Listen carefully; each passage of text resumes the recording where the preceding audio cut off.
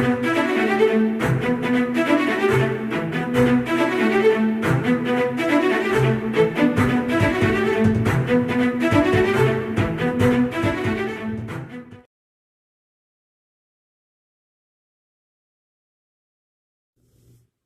to Speaking of Sports. I'm your host, Jared Slack.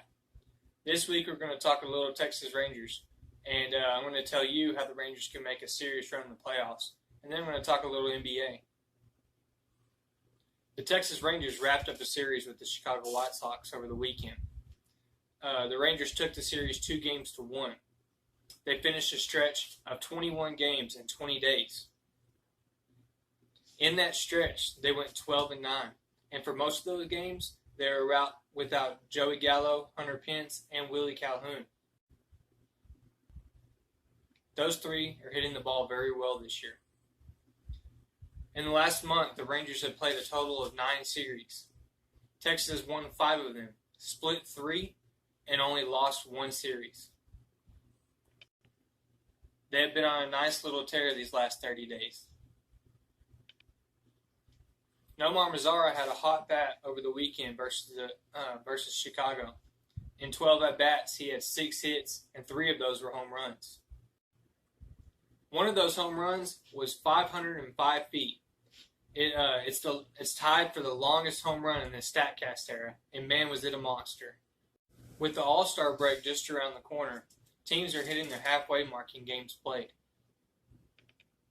The Rangers still have 4 series left to play before the break against the Tigers, Rays, Angels, and Twins.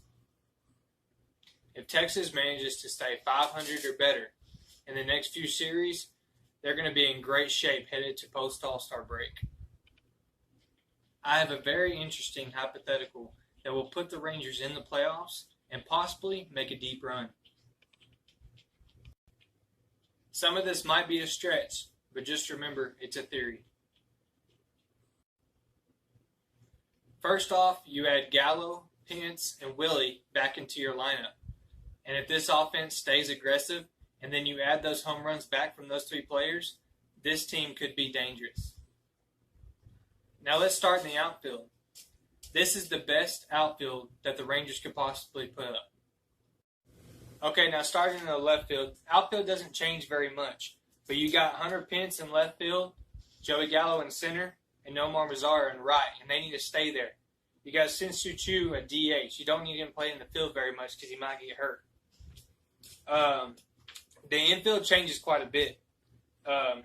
As usual, Elvis is going to stay at shortstop, but I'm going to take Ronald Guzman out at first base, even though he is the best first baseman that you got. But he's not as good of a hitter. I would put Danny Santana on first base. I would take Rugi out. Unfortunately, Rugi's got to go down to the minors. He's not producing very well on offense. I don't know how good Willie is at second, but I do know he's tried out. I'm going to stick Willie at second, and then it's hard to put a $1 million player on the bench like Asdrubal Cabrera, but you might have to do that because you can't take Logan Forsythe out of the lineup. He's batting .275, and Asdrubal Cabrera is only batting .235.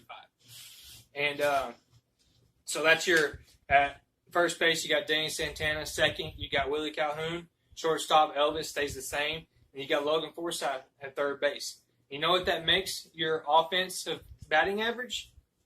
.295. Who else in the league is batting .295 as on offense? However, that does not include your catchers. Your catchers are probably batting around 175 to 200. But I got another theory for you to help out our pitching.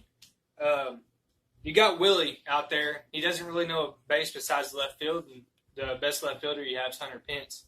So what if you traded Willie plus a prospect, and you got Noah Syndergaard? You got Noah Syndergaard, Mike Minor, Lance Lynn, Ariel Gerardo, and Adrian Sampson as your number 5. That's a pretty good pitching lineup right there, I would say. Here's a question that we got from a viewer this past week.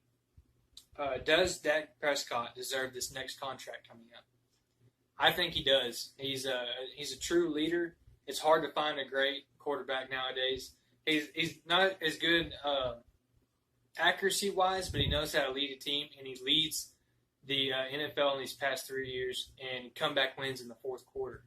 So, yes, I do think he deserves his contract.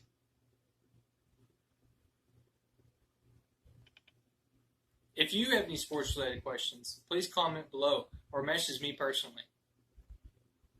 Thank you for tuning in to Speaking of Sports. I'm your host, Jared Slag. Join me next Wednesday at 2 p.m. Central Time on the Mute Mobile Media YouTube Network.